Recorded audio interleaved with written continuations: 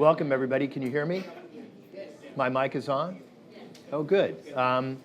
There's space in the front, by the way, if people want to move in. So welcome. I'm Sam Stanley, and it's a great pleasure to welcome you to one of the town hall meetings we've been doing on diversity. And this is part of a commitment, really, we made when we began our work on creating a diversity plan for the university, and its implementation was to really touch bases all along the way with our constituents, to understand kind of how are we doing, but also to give you a little briefing on some of the things that are happening as well. So really a two-way form of communication, and that's very important to me as we move forward to continue this dialogue and the chance to talk about the progress we're making in this area.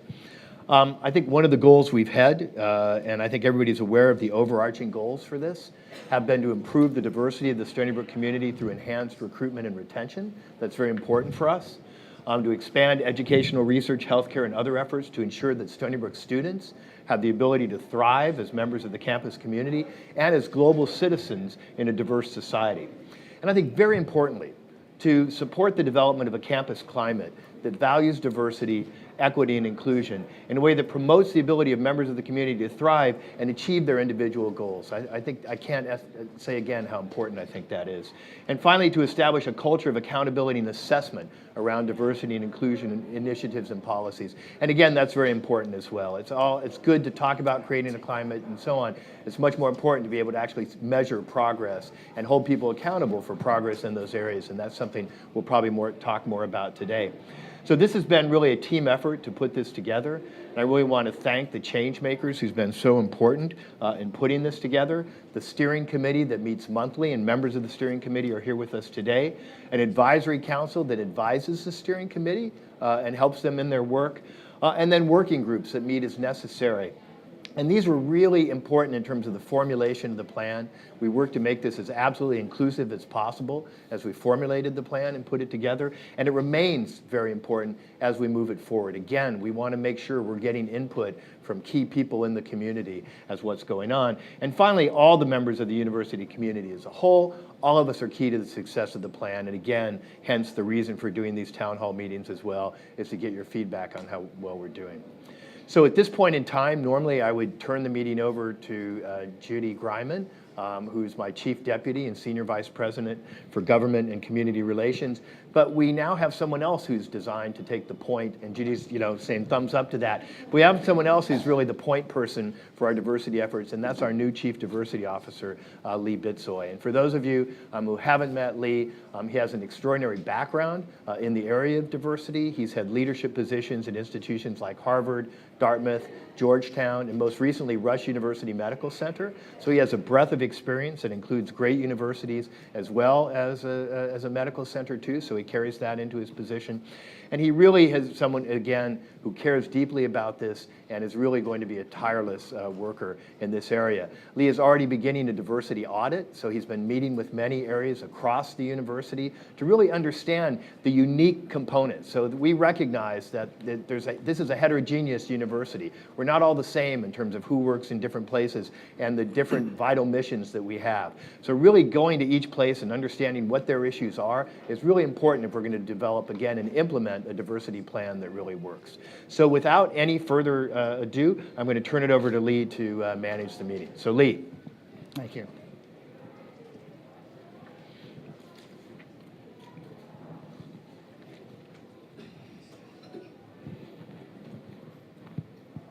So good afternoon, everyone. Good afternoon. Let's try it again. Good afternoon, everyone. Good afternoon. All right. So thank you for the kind introduction, Dr. Stanley. And so what I'd like to do is just to take a moment. It is Native American Heritage Month. So let's take some time to acknowledge the Algonquin-speaking people of Long Island, the Shinnecock, the Unkachug, the Mantinacock, the Sitalcot, and also the Montaukett and the Lenape. And so I pay homage to these people, and this is indigenous territory that we stand upon. And it certainly is an honor to be the inaugural Chief Diversity Officer. And so I say thank you to Dr. Stanley, to Judy Greiman, to the leadership team, and all of the key stakeholders that have been part of this whole process from the development and to now the implementation. And so here are some highlights that I'd like to share with you in terms of the overall goal of what I'm doing here and what I'm attempting to do. And it's really to move beyond the two-dimensional construct that we are sort of wedded to in some ways, and that's based on biological sex and also race or ethnicity. And so we have visible and invisible forms of diversity, and that can be about who we love, where we come from, the way that we worship, the faith that we have, the ability that we have to navigate a campus, to walk up and down these stairs, or to make our way through the website and through using IT. There's so many other dimensions that we need to be cognizant of. And so we embrace the diversity and the intersectionality that each one of us brings to the institution, but also to society as well. And so, as Dr. Stanley indicated, I'm conducting a diversity audit really to identify some of the key areas that have played a part in the implementation, well, the development and now implementation of the diversity plan, not only on this campus, but also on the campus, the West Campus. And then we just came from Southampton, where we talked with students and faculty who are also interested in what we're doing.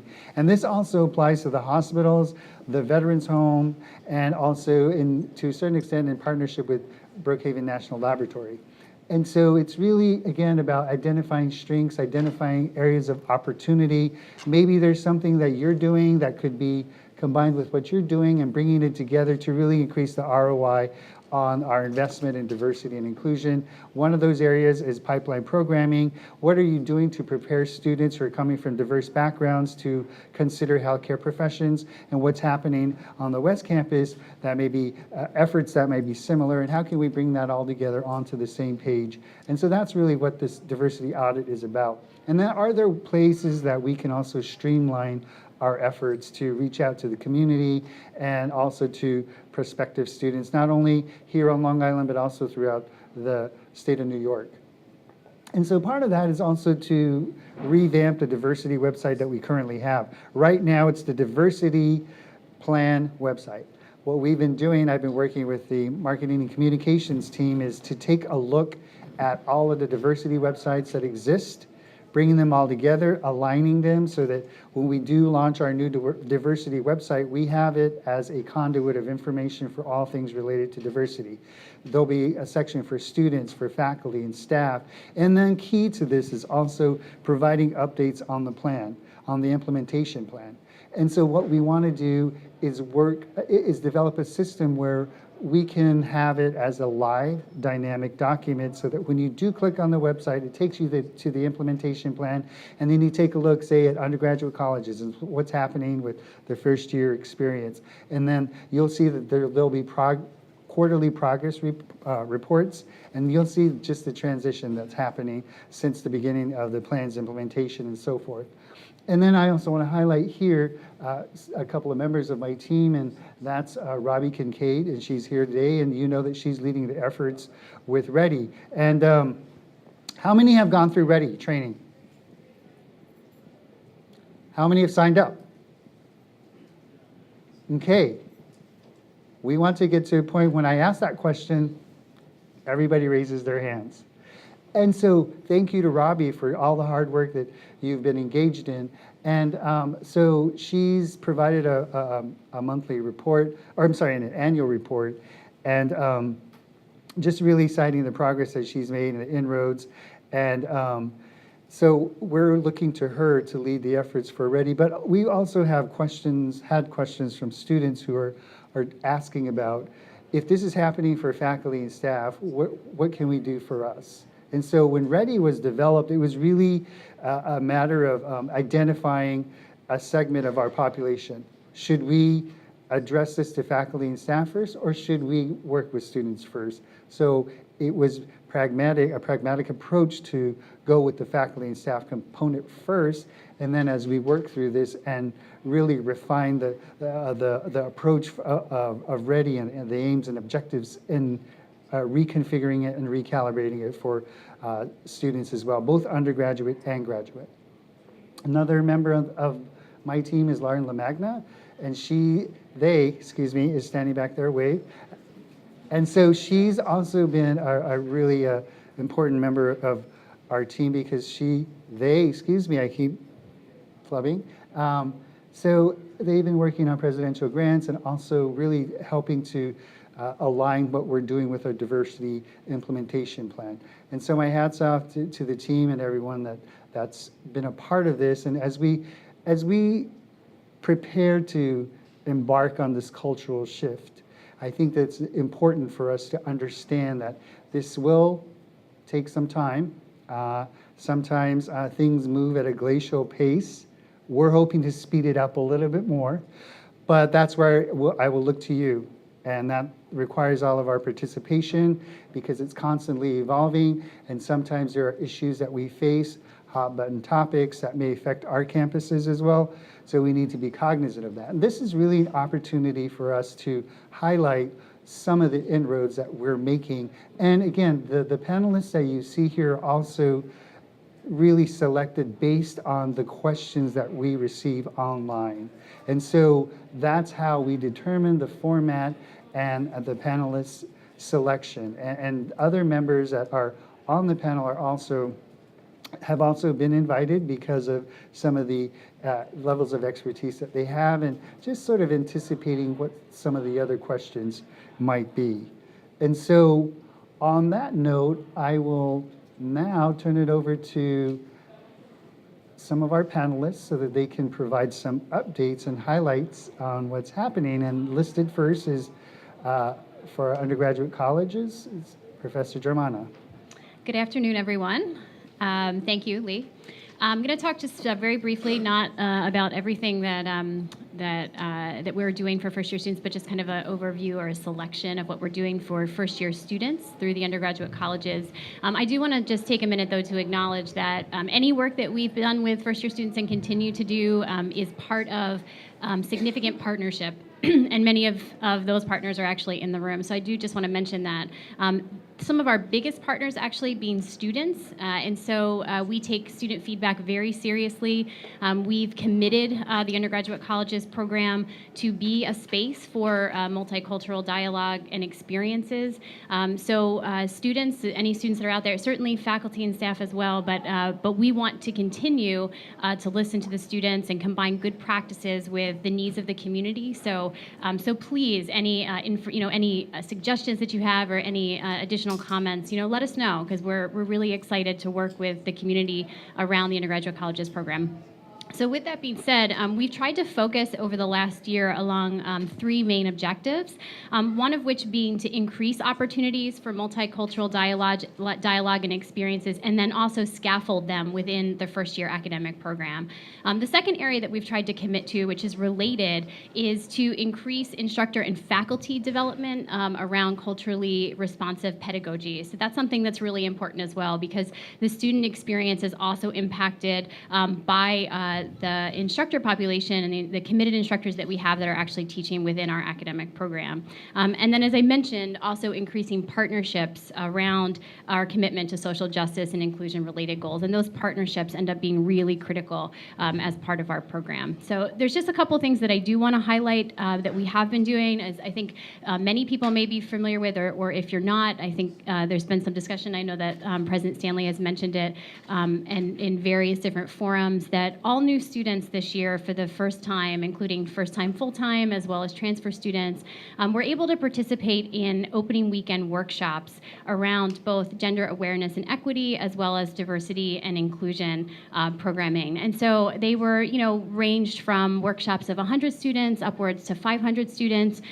These are what I see, as I actually said this to a student after the last town hall, as something that are necessary but not necessarily sufficient, right? And there's actually a group right now that's looking to figure out a way, a subcommittee, to figure out a way to even break down that experience even more for new students during opening weekends, so that there can be more dialogue than maybe what is possible within a 100 or to 500 person group. Nonetheless, these workshops really do, I think, set the tone for the student experience here and for our inclusion-related goals. And then springboarding for first first-time, full-time students into the 101 seminar experience is where we have small group debate, dialogue, discussion around what students are hearing at opening weekend, what they continue to hear as they enter into this new experience here at Stony Brook about what we value as a community and what's important to us. And so that's where, at least for first-time, full-time students, we can actually, in small groups of 19 or less, actually start to have those kinds of conversations. So. The other thing that I just do want to mention as well, related to that, is that we've gotten feedback from students, mid-semester feedback. We're still ongoing in terms of collecting it for this year. But last year, with a very similar experience that students had, that as a result of their opening weekend experience, as well as some of the discussions they were having in the first year seminar, they actually reported that, and for those of you that don't know, the opening weekend experience was about microaggressions and many different inclusion-related topics and themes, but there was a focus in part on microaggressions and the fact that language matters. And so students reported during the 101 seminar that they remembered, we actually did a content analysis of some of their journaling, and they remembered much of what they had learned at the opening weekend workshop, and were able to then, and again, I'm not sure whether this translates into behavior. We could sort of talk a little bit about that, but at least in terms of their journals, were able to articulate what it would mean if they encountered a microaggression and or committed a microaggression, and some actionable things that they would do related to that experience. So that at least left us hopeful that there's some level of internalization of some of the information that students are receiving during that time period related to opening weekend workshops in the curriculum. The one other thing that I do just want to mention before I turn it over to the next panelist is that in some of our instructor surveys, instructors, because we have tried to increase training and development opportunities for our instructors and for our faculty. Previously, instructors would actually rate the diversity and inclusion lesson in the 101 seminar as one of the most challenging that they had to facilitate. And I think that's still true. I think it is challenging because it is challenging. It's challenging work to do diversity work. But what we have seen over the last year is as our development opportunities have increased, so has instructor comfort level with that lesson and with the process of facilitating it, and I think that's leading us in the positive direction as well. So there's much more to do, but I think as it exists right now, I think we're making some efforts and some strides in the right direction. So thank you. Thank you, Shelley. And so up next we have Enel Lewis, who's going to provide some updates for us on this side of campus. Good afternoon, everyone. In an effort to build diversity here at HSC, in 2016, the School of Medicine applied for a presidential mini grant, and we were awarded the grant for the development of the PACE program. And PACE is pre-medical access to the clinical experience.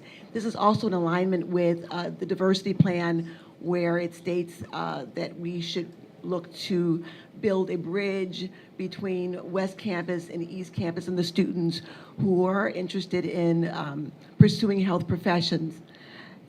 In 2016, we had a cohort of 10 students. 2017, Dean Krashansky graciously awarded us another stipend to establish a PACE program, and now we have 17 students, and the students will be completing the program at the end of this week.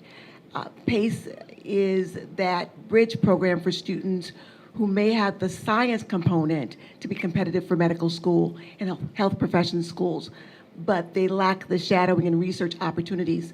And what we've been able to do is pair each of the students, the PACE scholars, with a medical student mentor. We've allowed them to shadow in the hospital as well as in private offices, and they are pursuing research opportunities with researchers in the HSC. Secondly, the second part of this would be our students, our medical students. And the medical students are given the opportunity now to be mentored by residents, and there will be a resident medical student meet and greet next month. The students are also attending professional conferences, like the Student National Medical Association, as well as the Latin American Medical Student Association meetings, and these are regional and national conferences. And this year, the medical schools sponsored the entire e-board to attend these conferences. Then we have faculty recruitment and retention. One of the measures that we've been incorporating have been faculty meet and greets, and that was initially sponsored by the Faculty Diversity Advisory Council, which is chaired by Dr. Barbara Nimisher. Is she here? Yes. Hi, Dr. Nimisher. We had a meet and greet earlier this year, and then we had one in September, which was sponsored by President Stanley, and then we will have another one in the spring of 2018, which will be sponsored by Dean Koshansky. Also, we'd like to note that faculty are given stipends to attend professional conferences such as the National Medical Association, the National Hispanic Medical Association, as well as the American Association of Native American Indian Physicians. Finally, I'd like to draw attention to Dr. Frances Brisbane's initiatives, and Dr. Brisbane is over there, who is the Vice President for HSC Workforce Diversity, and two of her initiatives are diversity dining and cultural competency conversations, and she will be hosting diversity dining event tomorrow afternoon. Our initial event was hosted by Carl McCall. And up next, we turn to Judith Burke-Burhannon to give us an update on, or some updates on enrollment management. Okay. Good afternoon, everybody. I'm Judy Burhannon from Undergraduate Admissions, and I'm going to share some key initiatives to increase enrollment of African American and Latino students, as well as report on the progress toward some of the recommendations of the Undergraduate Working Group for the Diversity Plan. Some of these initiatives are ongoing. Several of them, or key initiatives, are new, and we were able to implement in 2016-17 with the support of funding through the President's Office, some key significant initiatives.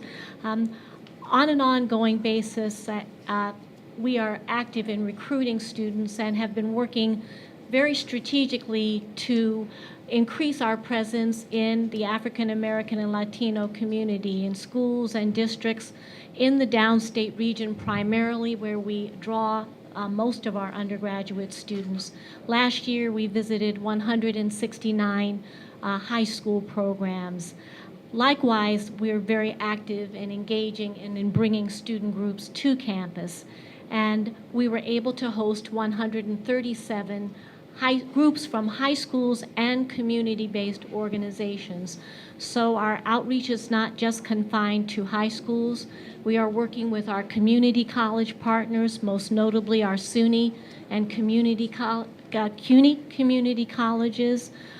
We are active in working with CBOs, whether that's the Henry Street Settlement or whether that is many of the agencies in the New York area that are focused on the area of college access. And certainly bringing students to campus are some of the most meaningful types of experiences that we can provide to bring them in contact and engage our current students, faculty, and staff. In thinking about our work in building the bridge between West Campus and East Campus, some of the initiatives that we have undertaken have been to really be more intentional and strengthen our work with some of the key pipeline initiatives that are going on here in the Health Science Center. The HOPE program, and I always have to refer to the acronym for that, the Health Occupations Partnership for Excellence program that is headed up by Yvonne Spreckles here in Community Relations, and the H-Care program, Health Careers Academic Readiness and Excellence program. These are programs that go on throughout the year in partnership with Long Island school districts that are bringing students to campus to learn about the health careers and to learn about the skills and academic preparation they'll need in order to gain entry into those professions. The work that these programs have been doing is ongoing, and the admissions office and other offices on West Campus are partnering to provide college awareness and college readiness activities for those students, and to also track them through the college application process so that if a student from the HOPE program is applying, we're aware of that student, we're reaching out to that student, we're counseling and advising that student. So we've been deliberate and intentional in strengthening some of our partnerships with pipeline programs here in the Health Science Center.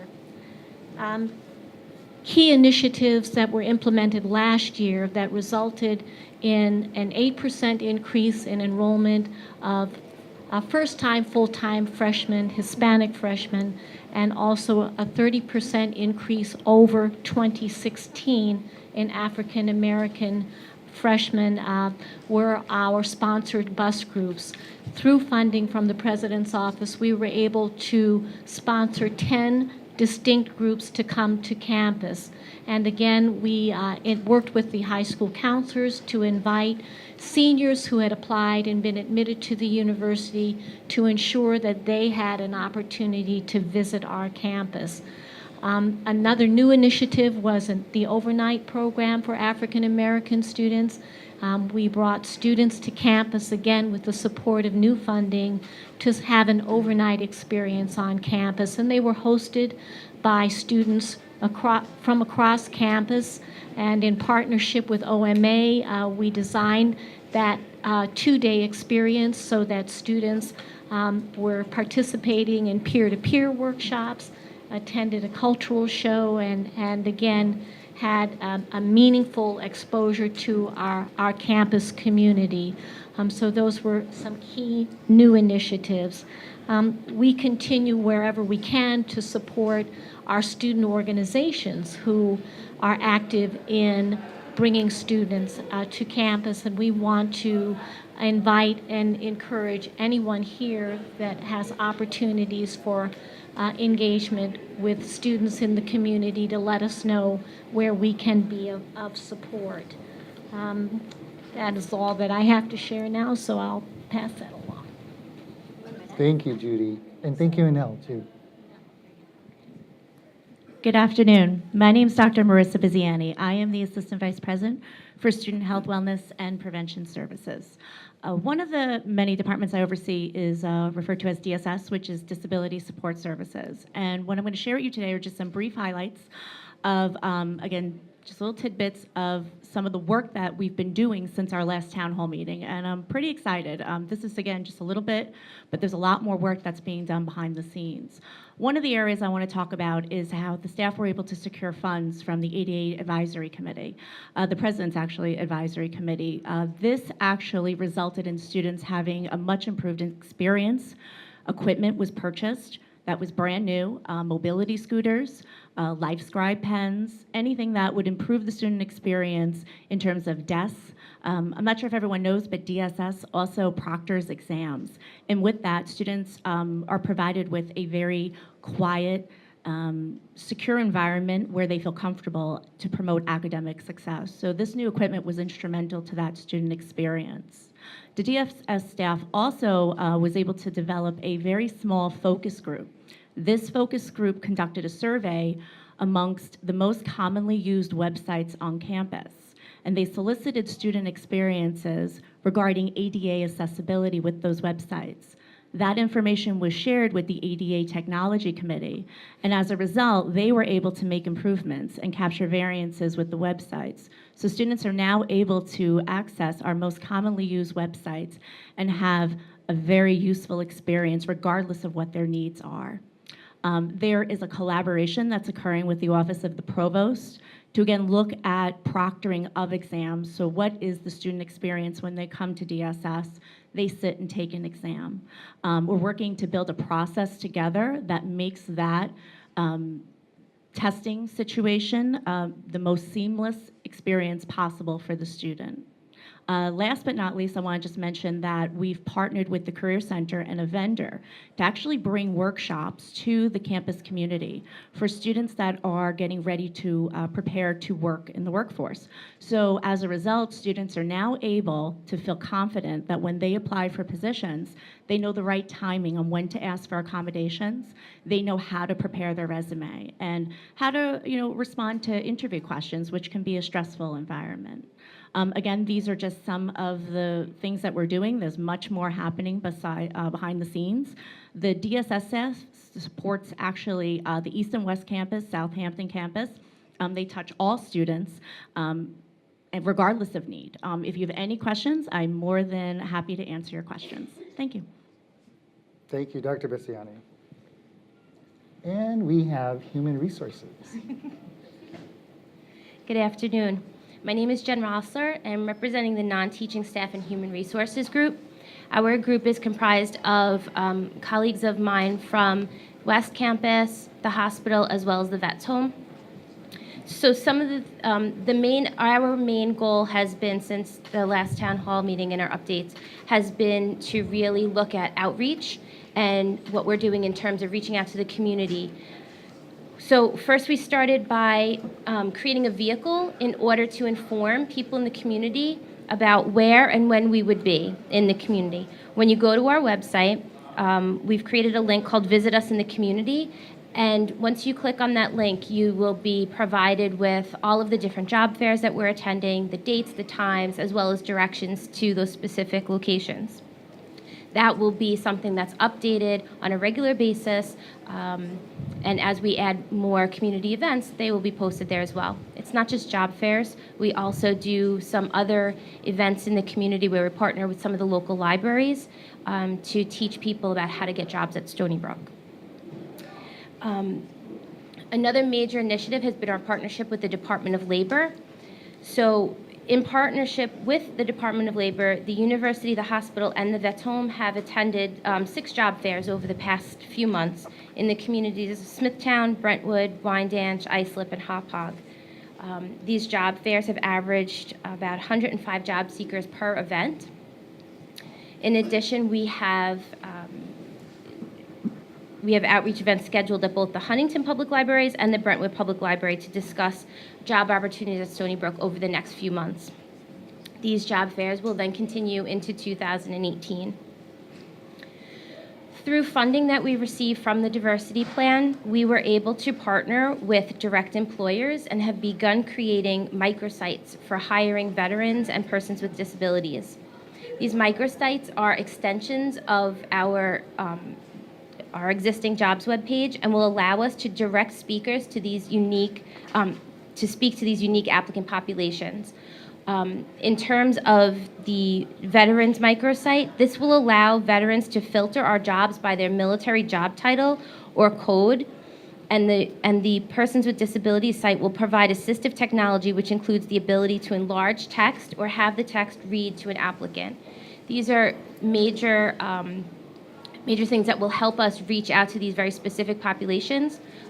We've learned over the years that specifically when we are trying to work with engaging veterans for employment when they're coming out of service, it's very difficult for them sometimes to relate their military skills to civilian skills. And so we're hoping that this microsite will help them to do so.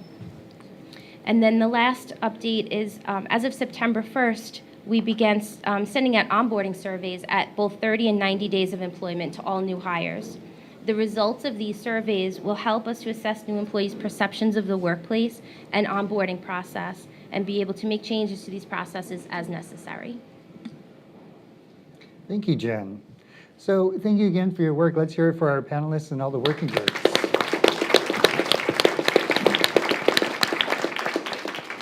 And again, I'd like to just emphasize that the panelists will vary by town hall.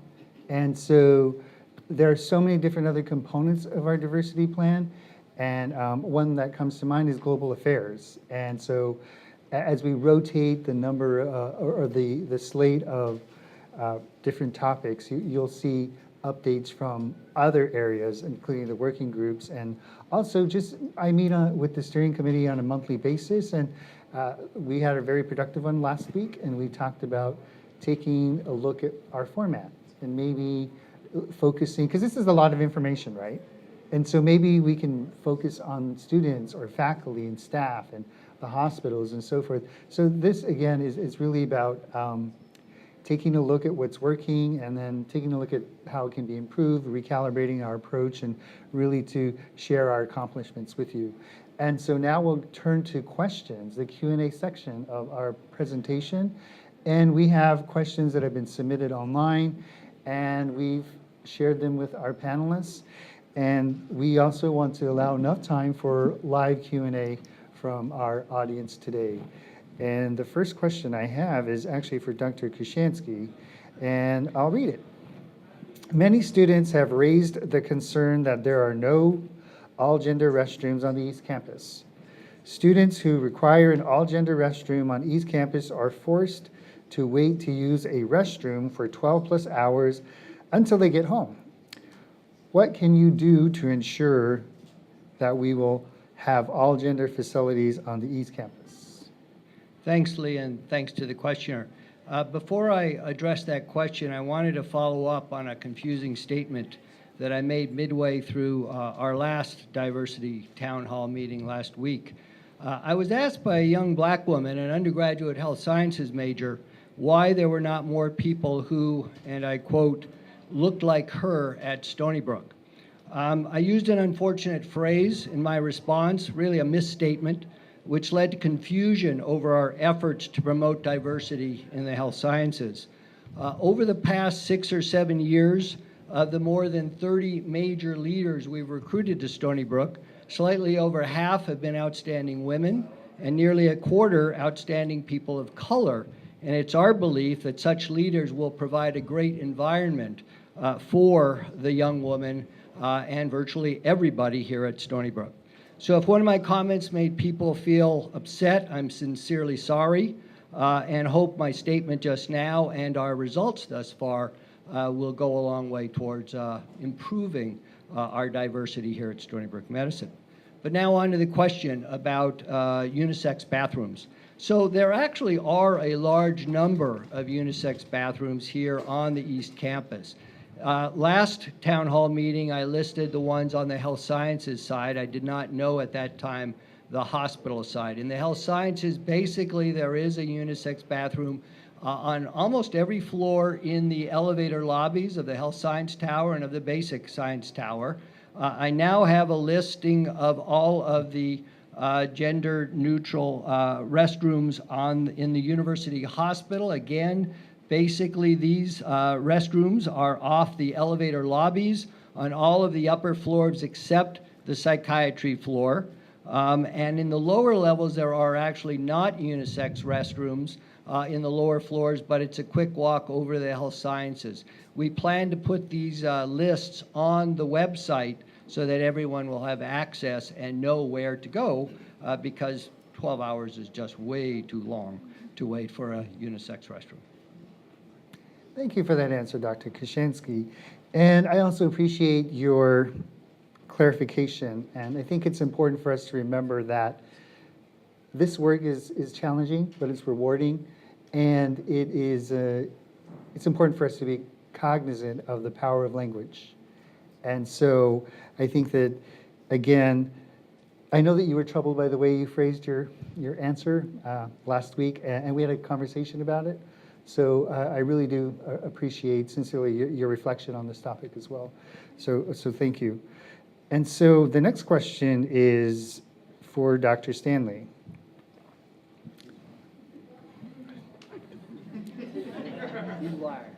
Exactly. What is the plan to increase the number of women in leadership roles on campus? For example, the AVP level, VP level, and so forth.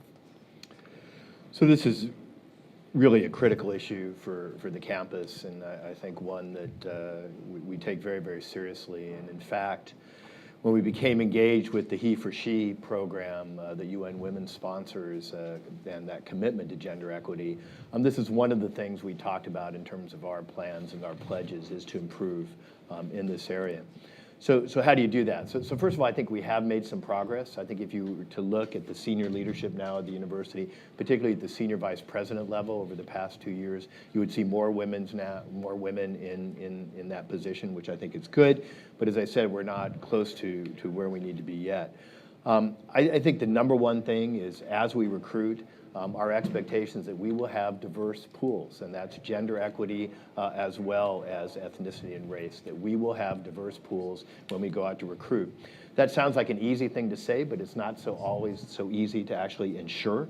It involves really holding search committees and the search firms we hire to the highest standards in this, and to simply reject pools that don't meet our standards for diversity, gender diversity, as well as race and ethnicity diversity.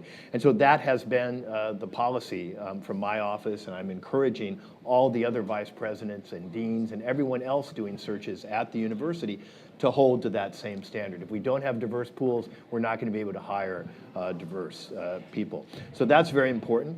I think another point is making sure we understand the biases that people may have in the hiring process. These are hidden, unintentional biases, but they influence hiring decisions. So that's why the READY training that Dr. Kincaid has been doing is so important for all of us to take this kind of training, so that everybody who's involved in searches hopefully will undergo this kind of training, so we can eliminate those biases to every extent possible as we consider candidates. The other thing is to do a better job of outreach to particular areas. So we've worked to try and provide money when we're doing searches to make things available, so there can be outreach to areas where we know if we're not seeing enough underrepresented minority candidates, that we can make an effort to make sure that they're aware of this position and so on.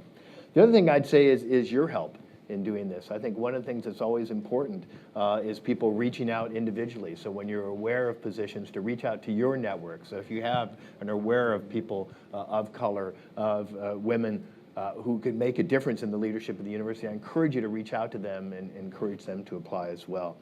I think those are some of the things we're doing, but I'm open to other suggestions on how to move this forward. But it's certainly, as I said, an important component for what the university is trying to do. Thank you, Dr. Stanley. So the next question that I have is for Dr. Bessiani. And statistics show that there has been an increase in students who register with DSS since 2012. Will you be increasing the size of the DSS staff accordingly? Thank you. So we actually have added an FTE to our staff. We added a licensed social worker. In addition to that, we're adding an additional position, which should be posted in probably by the end of this semester. But I wanted to just stress that in addition to enrollment, we look at other factors when we add staff. And one is, when we look at enrollment, how many of the students enrolled actually registered? They self-identify for reasonable accommodations. That really is truly an indicator for us in terms of need and productivity. Secondly, we look at efficiency. We look at what is the staff currently doing. Are they doing the right assignments or tasks for their scope of service? And for instance, like I mentioned, a social worker, I would not necessarily expect the social worker to be doing more clerical tasks. That would then be reassigned so they can do what their scope of service is. So we look at a very large picture, not just enrollment, when we add staff. But to answer the question, we have added staff. Thank you. Thank you, Dr. Bessiani. So the next question is about neurodiversity. So I'll answer that. Can you please add neurodiversity to the language of the plan? So according to Psychology Today, while many with autism wish to improve their social skills and cope with life in a more effective way, many of those who are not severely impaired see value in their unusual way of looking at the world. The neurodiversity movement, a controversial one, embraces and celebrates the differences and unique abilities exhibited by people with autism. Moreover, at a recent neurodiversity symposium at Syracuse, they noted that neurodiversity is a concept where neurological differences are to be recognized and respected as other human variation. And so this is an emerging topic in the D&I world. So this is something that I will bring to the advisory council as well as the steering committee, and we can take a look at these definitions and the possibility of adding them into our diversity statement. And again, our diversity plan is a blueprint for us that's going to guide us to transform Stony Brook to be even more diverse and inclusive. And so it's at these times and at these types of questions that we receive that allow us to do some reflection and then recalibrate our approach. So that's a really good question. And the next one I have, President Stanley. And I'll read this verbatim. You've talked for years about advancing diversity at Stony Brook and convened various good committees to study the problem. However, when and where is the substantive funding coming to actually implement diversity-enhancing programs, particularly in faculty hires where Stony Brook lags terribly? So another very good question. And first of all, I think it was, while unplanned, I think the comments of my colleagues talked, I think, a little bit about monies coming to support initiatives. So I would be remiss if I didn't take note of that. And I'm very proud every time you mention money came from the president's office. It's not me personally, it's the president's office, obviously. But I'm very proud that that money is making a difference in these programs. And I think with some very positive results in terms of areas like recruitment and I think pathway programs, all of which are designed, again, to really change this culture and climate at the university. So we have about $1.5 million that we set aside to begin the diversity plan. There's another $654,000 in other funds that we're using, so there's about $2.1 million or so available to help. That's not as much as we should have. I would love to have more to put, because this is such a critical component of what we're doing at the university. But as everybody knows, budget situations are tough, and so finding new money for things is always difficult. But this is a high priority for me. It's a high priority for the university as a whole, and we're going to continue our commitment to making change here. I think that money hopefully is going in the kind of positive things we talked about. And again, you heard from my colleagues some of the things that are being done. Programs like the READY program are being supported by dollars through here. Work we're doing, again, in terms of what was spoken about from undergraduates, getting people exposure right from the time or even before they arrive at Stony Brook University to help acquaint them with what we care about, what matters to us in terms of creating a culture for inclusion, a culture that respects diversity and values diversity. And so I think it's going to a number of different areas, but hopefully we're stewarding it appropriately and trying to get the most efficient and effective way of using those dollars. So the shorter version of my answer is, it is funded. It would be nice to fund it at even higher level, but I think people are working very hard to use these funds as efficiently and effectively as possible to have impact. And so at the end of the day, the other thing that's going to be important, of course, is having metrics to go with this spending, right? To hold programs accountable and ask, what have we accomplished with these programs? Have we recruited more students, for example? Have we recruited more faculty and staff? And so we'll be looking at these numbers and then trying to evaluate the programs. And over time, perhaps there may be some things we elect not to support any further, and other areas we elect to invest more in. So that's part of the plan. That's part of Lee's role. That's part of the audit he's doing. It's part of understanding all of the activities on campus, is to find a way to do this as efficiently and effectively as possible, because it really matters to us as an institution. Thank you. And I do have to note that some institutions may have millions of dollars, multi-million-dollar budgets devoted to diversity and inclusion, but they're also still facing challenges. They're also still facing some institutional mechanisms and challenges that have been in place for a long time. So again, I just want to point out that the challenges that we face are not, some of them are not unique to Stony Brook. So again, it does take funding, but it also takes a lot of the commitment from our community as well to really advance this. The next question I have is for Professor Tabor. How does Stony Brook University plan to advance diversity among its graduate students when the stipends are at a poverty level? This restricts many students from accepting their offer unless they're independently wealthy, not economically diverse! Exclamation point. Thank you for that question. That is a really, really important topic for me. Since I've been in the graduate school, it's been one of the top issues that I've faced. It's obviously an issue that virtually all public research universities are facing. It's the issue of the affordability of doctoral education. It is clearly a barrier to diversity.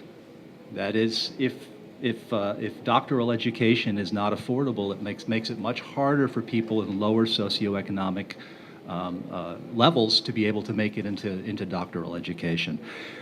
We have made some progress at Stony Brook that I'm very proud of, and I don't want that to be lost. We've, since 2012, the last 5 years, we've increased the minimum stipend by 28%. We've gone from $15,145 to our current $19,360. There's obviously more to do. That's not enough, but that is a significant investment in the success of our doctoral students. And I want to thank President Stanley in particular, because the most recent contribution to that was a $1,500 raise that our students got in the spring of 2017, so quite recently. So we are doing what we can within our budgetary constraints right now, and it is definitely a commitment of the graduate school and the university to continue to improve our stipends. I also do want to point out that the Center for Inclusive Education in the graduate school administers 7 externally funded support programs that are focused on diversity. And so those of you who are interested in checking out what's available, you can go to the CIE website and see a listing of these programs and how one can apply for this kind of support. I'll just mention one of those that you may be familiar with, but we're very proud of the Turner Fellowship Program, which is sort of our foundation support program for diversity purposes. This program provides enhanced support of $50,000 over 5 years on top of the minimum stipend that the students receive for students that qualify for this award. And we give out, we currently have dozens of Turner Fellows at this university. So we are doing what we can to address this issue, and I can assure you we will continue to treat this very seriously. I just want to add one thing to Dr. Tabor's very eloquent answer, and that is the current tax proposal that's come out of Congress would in fact tax at a much higher level graduate student stipends and the tuition waivers they receive for their studies, and in some cases we believe could triple the amount of taxes that our students are paying. This is clearly, in my opinion, a short-sighted proposal. It's taxing people who are already underpaid for the work that they do at a much higher level than is consequent with the needs of the nation, and I think it's counterproductive in terms of our country's push towards innovation. We know that graduate students are really at the cutting edge of research and scholarship at institutions. They also start up more startup companies, if you're interested in economic development, than faculty do.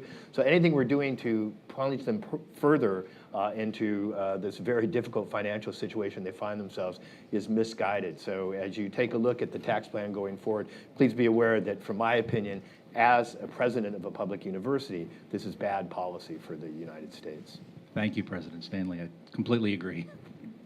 Thank you for that. Thank you again for answering these questions. So we'll now open it up for live questions from our audience. There's a mic right here in the middle. Please state your name, your affiliation, and then please ask your question.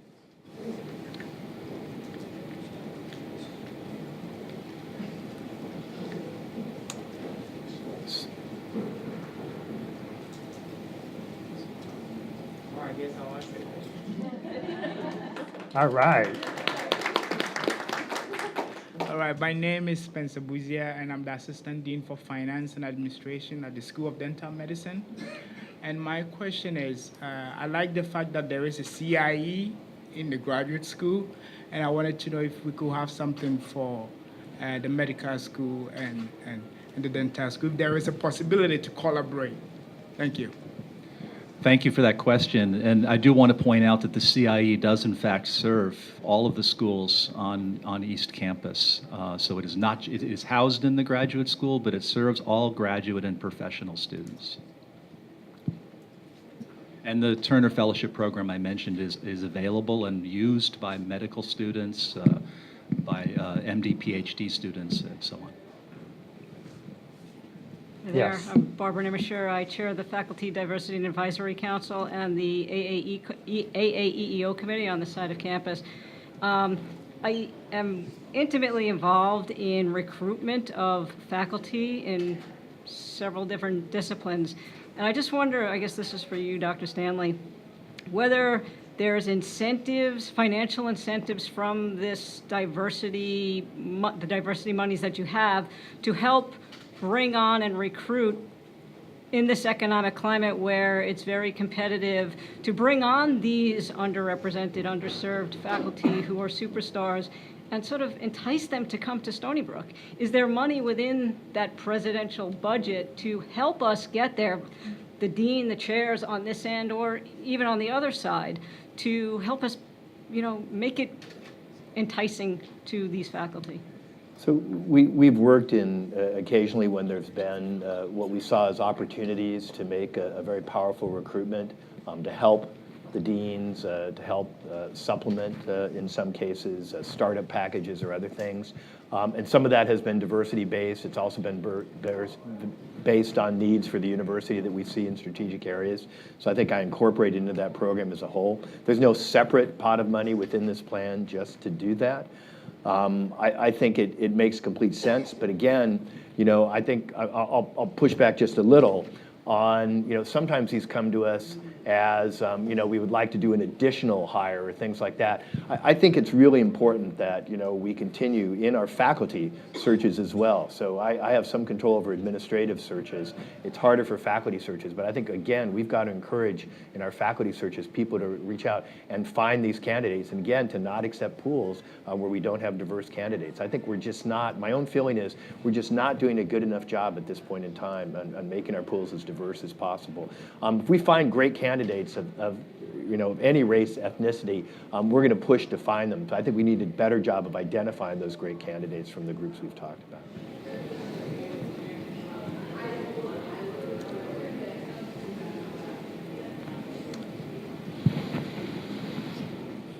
I think everything's been crystal clear. Yeah, no. I really appreciate everybody coming out today. I think getting your feedback is very important. There may be ideas that have come out that that maybe you don't want to voice in public. That's fine. I think communicating with Lee about those kinds of issues. But I want you to know we're really listening to what people have to say. It's really important for us to do this. And again, I appreciate you taking the time to come out. And it means a lot to us to have this kind of interaction and have the chance to share with you the kind of progress we're making. And I'm sure you want to wrap things up. So. Sure. Last call. So thank you again, really. Oh, we do have one. Hello, my name is Tommy, he, him, or they, them. You mentioned part of this plan is to go to high schools and talk about our school. I wanted to make sure that undocumented students are addressed in that they're let known that that they're welcome to go to college despite their citizenship status, as well as if there's scholarships for undocumented students for Stony Brook. So I can answer that, I think, or I can pass it. But I think, as you know, Stony Brook does not ask any questions about immigration status in its application, so that's simply not part of our process.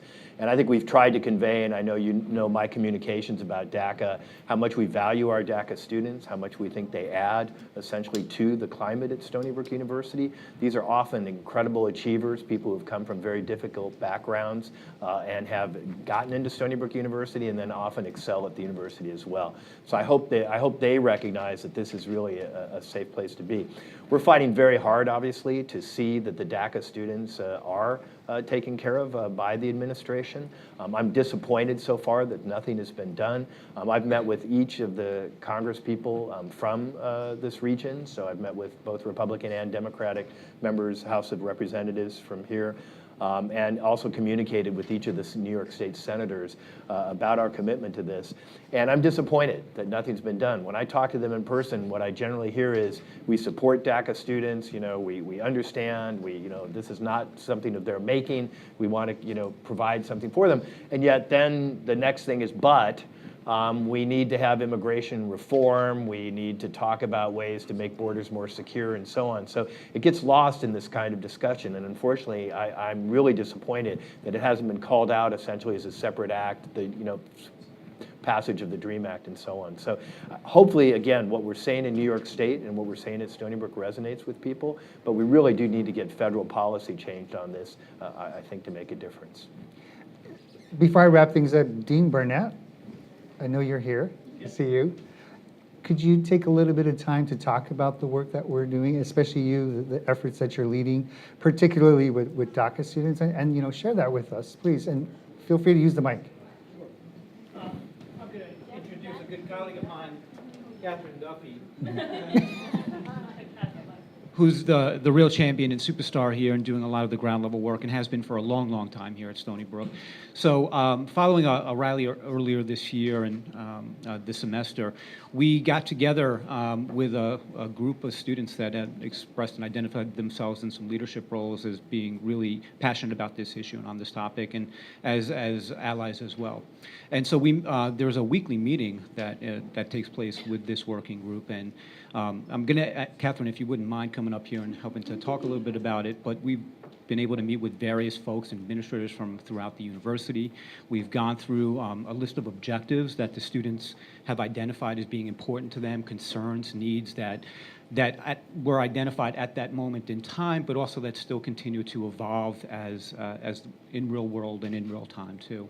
So Catherine, you want to talk a little bit about some of the folks that have come in? Sure. So thanks for your question. There is a group on campus. It's an undergraduate student group that is seeking official recognition by undergraduate student government and student activities. They're called Immigrant Student Advocates. It's a wonderful group on campus. They're really brave, to come forward and advocate on behalf of themselves and other students.